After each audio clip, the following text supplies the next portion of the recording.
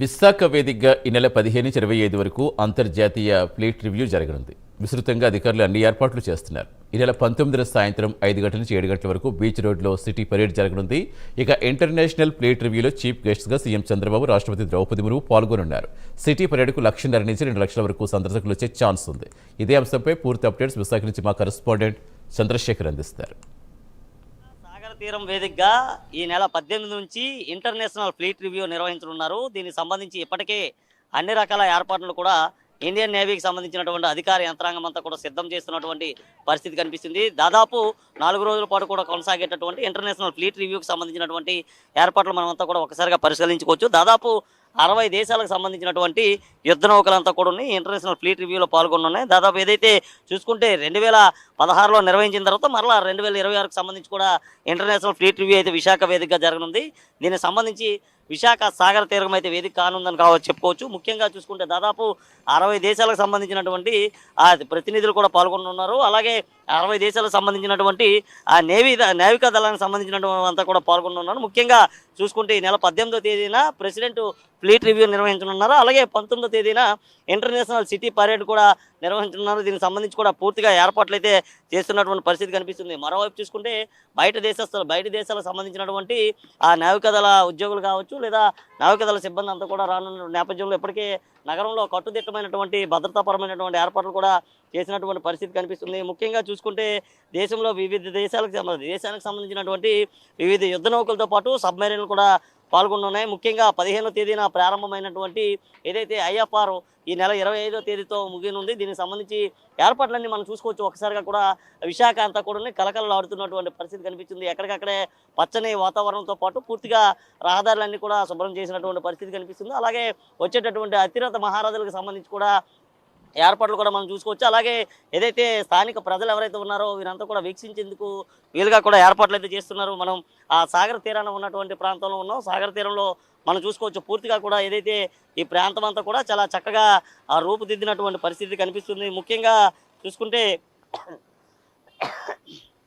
ఏదైతే ఐఎఫ్ఆర్కి సంబంధించినటువంటి ఏర్పాట్ల విషయంలో ఇప్పటికే అధికార యంత్రాంగం అంతా కూడా పూర్తిగా తలా మునకలైనటువంటి పరిస్థితి కనిపిస్తుంది. మరొక 3-4 రోజుల్లోనే ఏదైతే ఐఎఫ్ఆర్కి సంబంధించినటువంటి వేడుకలు ప్రారంభం కానున్న నేపథ్యంలో ఇప్పటికే వివిధ దేశాలకు సంబంధించినటువంటి యుద్ధ నౌకలంతా కూడా విశాఖకైతే చేరుకుంటున్నాయి. వచ్చేటటువంటి వారందరికి సంబంధించి కూడా ఏర్పాట్లన్నీ చేస్తున్న పరిస్థితి కనిపిస్తుంది. అలాగే ఇటు జిల్లా అధికార యంత్రాంగం కావచ్చు లేదా ఇటు పోలీసు విభాగం కూడా ఏర్పాట్లన్నీ కూడా పూర్తిగా చక్కదిద్దినటువంటి పరిస్థితి కనిపిస్తుంది. అలాగే ఎక్కడికక్కడే రంగులు పూర్తిగా కూడా చేసినటువంటి పరిస్థితి కనిపిస్తుంది. ఒకప్పుడు చూసుకుంటే విశాఖ సాగర తీరం సాధారణంగా ఉండేది. ఇప్పుడు చూసుకుంటే ఇటీవల కాలంలో ఏదైతే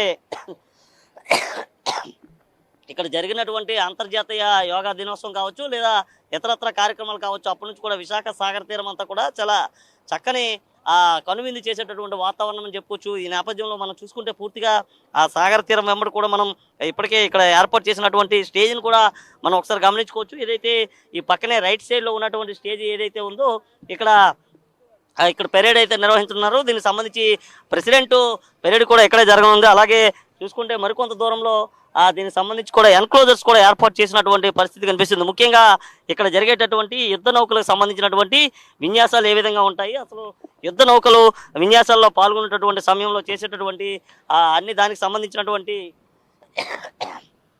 ఏర్పాట్ల విషయంలో పూర్తిగా కూడా అధికారులు అయితే చక్కనైనటువంటి చర్యలు కూడా తీసుకున్నటువంటి పరిస్థితి కనిపిస్తుంది. ఒకప్పుడు సాగర తీరం అంతా కూడా ఎక్కడికక్కడే చాలా చెత్తా చెదారంతో నిండి ఉండేది. అయితే ప్రస్తుతం చూసుకుంటే ఇదంతా కూడా పూర్తిగా క్లీన్ అండ్ గ్రీన్గా చేసినటువంటి పరిస్థితి కనిపిస్తుంది. మరొక 3 రోజుల్లోనే ఏదైతే విశాఖ సాగర తీరంలో ఐఎఫ్ఆర్కి సంబంధించినటువంటి వేడుకలు కూడా ప్రారంభం కానున్నాయి.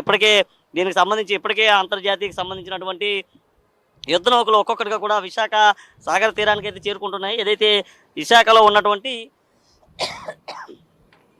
డాక్యార్డ్ వద్దకైతే చేరుకున్నటువంటి పరిస్థితి కనిపించింది. అలాగే ఇక్కడ చూసుకుంటే పూర్తిగా కూడా వచ్చేటటువంటి ప్రేక్షకులు ఎవరైతే ఉంటారో ప్రేక్షకులకు సంబంధించి కూడా ప్రత్యేకమైనటువంటి ఎన్క్లోజర్స్ కూడా ఏర్పాటు చేసినటువంటి పరిస్థితి ఉంది. అలాగే ఐఎఫ్ఆర్కి సంబంధించి అన్ని హోటల్స్ను కూడా ఇప్పటికే అధికార యంత్రాంగం అయితే తనిఖీలు చేసినటువంటి పరిస్థితి కనిపిస్తుంది. బయట నుంచి వచ్చేటటువంటి వారికి ఎక్కడ ఎలాంటి అవాంఛనీయ సంఘటనలు చోటు చేసుకోకుండా ముందస్తుగానే ఏర్పాట్లు సిద్ధం చేసినటువంటి పరిస్థితి ఉంది. ఇది ప్రస్తుతం ఉన్నటువంటి తాజా పరిస్థితి. వీడియో జర్నలిస్ట్ సుధాకర్తో చందు, ప్రైమ్ 9 విశాఖ.